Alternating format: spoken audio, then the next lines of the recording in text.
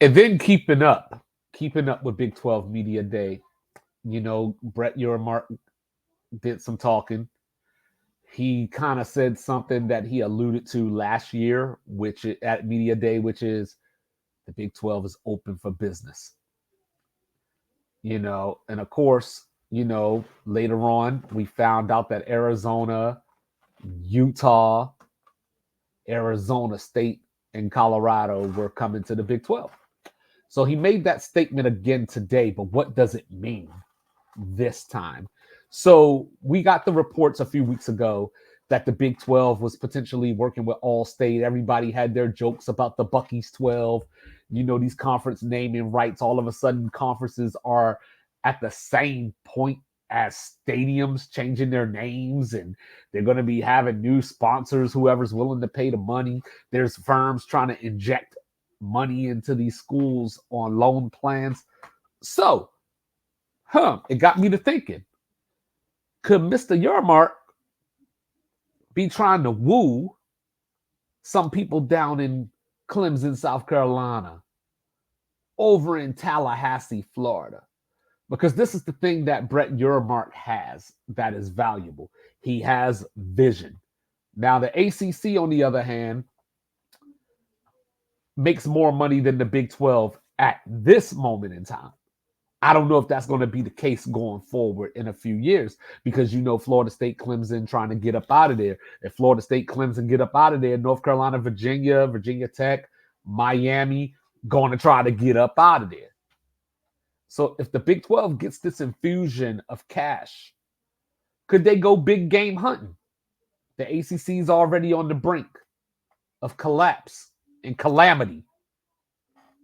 And if Florida State and Clemson don't say yes, if the Big 12 were to present them with an offer, and I don't think they would at this point, what's to stop somebody else? What's to stop Miami or one of these Virginia schools, somebody, to just think we gotta survive?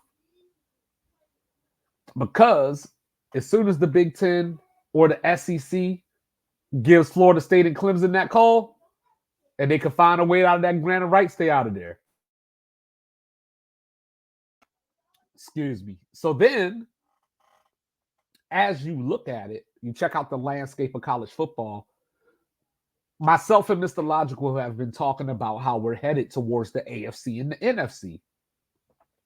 So what that entails is that the SEC and the Big Ten need to get even more teams, the best of the best. Right now we're down to a Power 4 with Washington State and Oregon State on the side. We've heard talks about the Big 12 going after UConn, mostly for their basketball program. But let's venture a little bit, right? What's to stop the Big 10, say in 2028, 2029, because that contract runs out in 2031, to say, hey, you know what? Give us Utah, Colorado, and those Arizona schools. The Big 12 needs some kind of backfill, right?